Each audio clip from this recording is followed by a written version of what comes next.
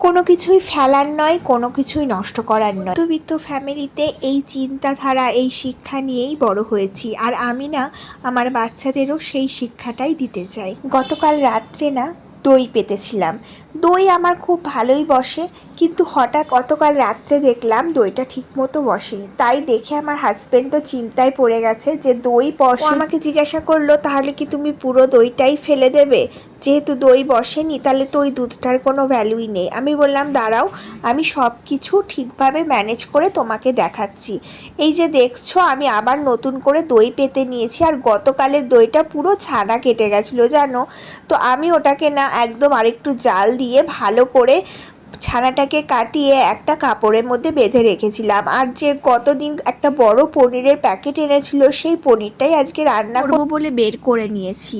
আজকে না পনিরটা একদম নিরামিষে, যেমন আলু পনিরের তরকারি হয় সেরকমই বানাবো, কোনো বিশেষ কিছু বানাবো না।